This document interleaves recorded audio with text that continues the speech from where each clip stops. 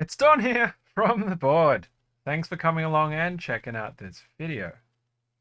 So this is the next part in my homemade, home-fired, home-glazed pottery series. Now you're probably thinking, what on earth has this got to do with mechanical keyboards? Well, it's all somewhat related.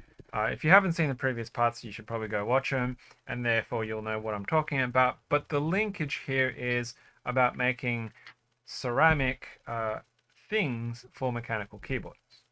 Now, in the previous part, I talked about bisque firing using my barbecue and then making bigger pieces and bisque firing them more successfully. So the first one was just testing the theory, and I threw like a little encoder knob. The second one, on the firing, it kind of exploded.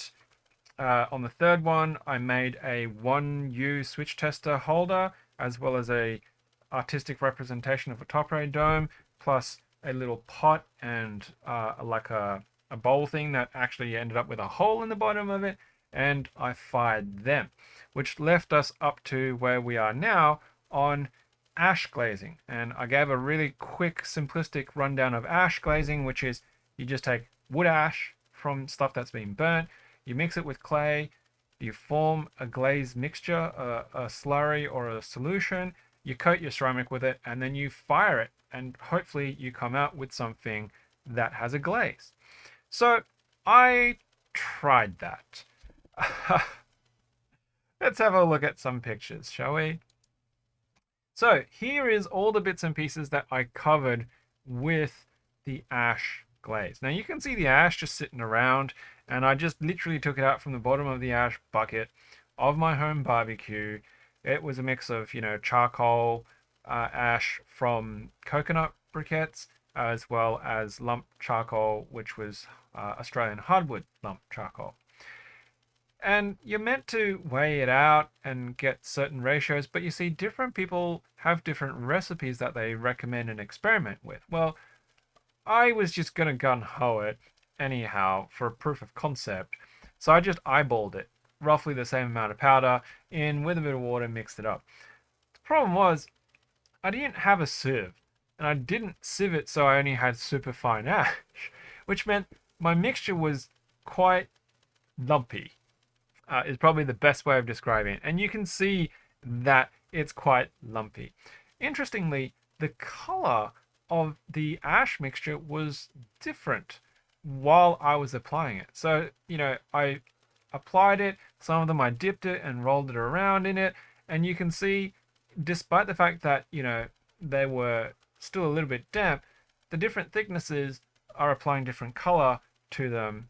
So it'd be interesting to see what it looks like when it comes out from the firing process. So I waited for them to dry, and then I fired them using the same process as before, and this is what it looked like after I washed them. Now this is wet, okay? This is wet, but this is fully baked in. This is the stuff that's after scrubbing. You'll see some of these patches here are quite smooth because there was material there that actually came off as part of the washing process when I was scrubbing it. So it's interesting because obviously some of the compounds that were there, even though the whole thing had been coated with the ash glaze, didn't bake on, it didn't burn on, it didn't glaze on, whereas other material like this lumpiness did. If you saw the previous video, you would have seen how smooth the interior of this was before I put the ash glaze on. So it's quite interesting. So there's the actual little pot that I made, the little cup, pot, whatever you want to call it. And I'd actually put some wood pellets inside the cup as part of the firing process to get the charcoal going as well. And it actually left some carbonization in there. It actually had some burn marks in there. And once again, you can see on the lip that there is actually some of that material that scrubbed off, but in other areas it stayed baked on, burnt in, right? Now I was using exactly the same method as before with the charcoal and heating it up and the hairdryer to air assist boost it until all of this stuff was glowing at the same color temperature as the charcoal. So this is the encoder knob, and this is really interesting. It almost looks kind of eroded, but it's actually added on top, right? You've got the break where it actually snapped off from the original bisque firing, and then you've kind of got like this edge gradient here of where stuff didn't stick and stuff did stick. So it's really cool. And this is the top ray dome, the artistic representation of the top ray dome. So it's a bit manky looking. And this is the 1U switch tester. I was really pleasantly surprised with how this turned out. Because while it was sitting on top of the charcoal, stuff was carbonizing. And this carbon is actually burnt in to this glazed surface. It isn't scrubbing off. It isn't coming off. It's actually baked into that surface now. And you can see some of these patches are lighter and smoother than others because as part of that cleaning and scrubbing process, the stuff that didn't bake on came off. So that's all of the pieces there after my attempt at ash glaze, and this is still slightly damp. And what's really interesting is once it dries off, the color lightens up quite a bit. But you can see that's the unglazed and that's the glazed, and it does actually have a slightly different color tone to it. So while what I was hoping for the ash glaze didn't quite work, it still did something. And I think it's a concentration thing. You can see this patch here, this coloring. That coloring was kind of starting to move towards what I was expecting out of an ash glaze, which is meant to be greeny browns. So I suspect it's because I didn't have enough ash. I didn't filter it very well so that it was really fine particles, and I didn't let it sit in solution long enough to extract all the alkalines into liquid form to actually be pasted on the actual ceramic. So the actual concentration of the alkalines was possibly simply too low to form a proper glaze. Now that's just a comparison, of course, to the bisque-fired disc, which had no glaze, and you can see, there is a slight difference in color. Now, I've got them right here on the desk. The thing is, there's some color correction that's happening with the camera, and also the light ring is quite white and bright, so you won't really be able to see a lot of significant difference, but at least texturally, you can see there's a lot of that texture from the glaze. That looks really white, but if you compare it to the bisque-fired disc, that's even whiter. Now, if I flip it over and I just move it away from the light a bit, you can see there's some bands, some strips where there is actually some color that was actually forming. Now, whether that's just from carbonization or the glaze attempt, I honestly couldn't tell you. But you know what? It's something cool and interesting. But all of this stuff went under the same glazing process, but we ended up with some difference in color because these two are actually slightly different in color and color tone. Now it's really hard to see on the camera, but you'll just have to trust me when I say that this one is actually darker. If I go back to the pictures, you can see even when it's wet, it's got a slightly darker tone, which is really, really interesting. I don't know why that is, but so if we have a look at the comparison there, it's quite a notable difference in tone. But if I change now to the actual pieces, the tone difference is not super visible because it's just getting absolutely saturated. But you'll have to trust me when I say that it is actually different. Like down here, you can kind of see how white that is. And this is a bit more sort of gray, a little bit more cream colored. But then where it's got that thicker stuff that I was saying it looks almost like its eroded surface, it is actually a darker tone. Of course, you still got some of that sort of carbon adding process there. The little pot and the cup, you can see the carbon and the soot marks that have actually been burnt in, but that turned out quite well. And then there's a lumpy slider, which, got lots of cracks and fissures in it from the actual glaze surface. but it turned out all right. But the piece de la resistance is this baby. It's not pretty, but at the same time, I don't think it's ugly.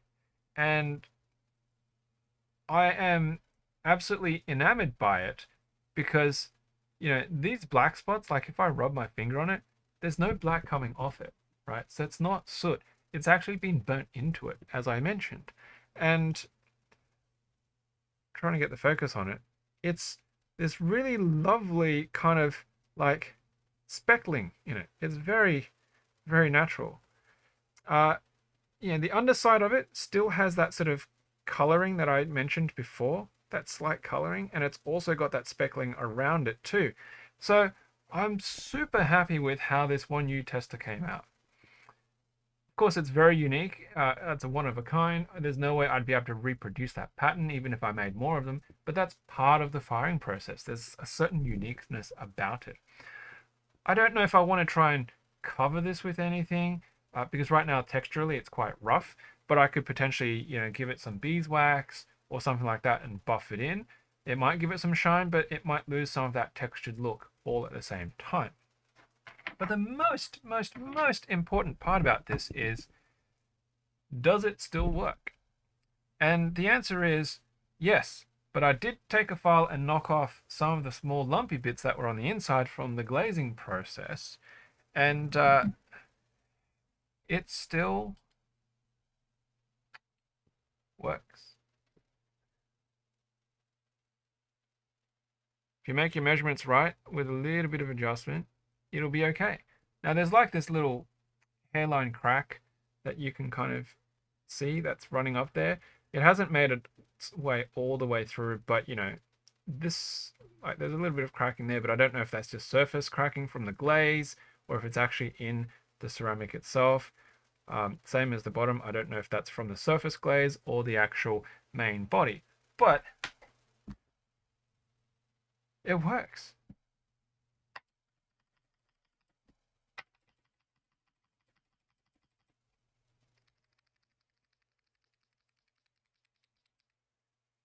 So that is, after all this effort, the piece that is keyboard related and has turned out like an absolute charm. You know, it fits relatively flush for what it is, and it's just super unique. And I'm so happy that it worked. You can see it just absolutely beaming. Where do I go from here? Where do I go from here? I want to make more random stuff like this and fire it. Whether I go and actually buy commercial glazes or not, I don't know. I may go down the path of trying to make an ash glaze again properly, but I'll have to go and get something that will allow me to sieve the ash and then, you know, mix it up properly and let it sit to extract and then fire again. The other thing that I could try is what's called salt glazing, but salt glazing is, can you imagine if I just dropped that and it broke? Man, you would have seen my heart break right here on camera. So salt glazing is where you literally just get like table salt, and when the fire is super hot, you just chuck it in, and the salt hitting the heat, causing it to melt and evaporate and breaking its bonds, the chloride and the sodium in its gaseous form will roll over the top of everything and coat it and bake. It's a very old way of glazing, like having that intense heat. They open the kiln door and they chuck it in. You can't do that with electric kilns because it will coat your elements as well. So typically they only do that on fire, like wood fire kilns. I don't know if they do it in gas kilns or not, but I've read that it's generally not done in electric kilns because of the fact that it just coats everything with this vapor and forms that glaze. I don't know what that's going to be like on my barbecue, and I don't know what the safety concerns might be. Of course, if I'm only putting in a small amount of salt and I've got that mesh cover that I use in the hairdryer to heat it up, it might be just blowing those fumes away and outwards from me, so I'm not going to be like inhaling, you know, super hot uh, sodium and chloride uh, ions, right? I don't know. It's just, that's why I'm thinking, like, do I really want to do salt glazing? Like, I like the sound of it and I should be able to do it, but is it going to be safe? I don't know. So ash glaze might still be the way to go. But yeah, so if I manage to pull that off and it works, I want to keep exploring that space and yeah, enjoy doing more pottery related things. Of course, you might not see any videos about it unless if I'm very successful. So this might be the last one for the pottery stuff for now, but I hope this gives you some food for thought. And if you want to try it yourself, if you want to have a little firing setup at home using your barbecue, um, it's possible. It's possible. Whatever you do though, make sure you take the right safety precautions so you don't hurt yourself, make other people get hurt, or catch, your house on fire and stuff like that. Right, that's enough babbling. Thank you very much for checking out this video. I hope you enjoyed the journey of me messing around with pottery and firing just to get a 1U switch tester, and of course a ceramic encoder knob that doesn't work and is absolutely massive. Hadn't fully thought that through because I didn't really know what I was going to do with it at the end, but yeah, it's all a bit of fun. Right, well, please, if you like this kind of wacky stuff and you want to see more of it, then hit that like button, subscribe button, and bell notifications so you know when the next video comes out. That's it. Thanks for coming along. And of course, as usual, until next time, happy clacking.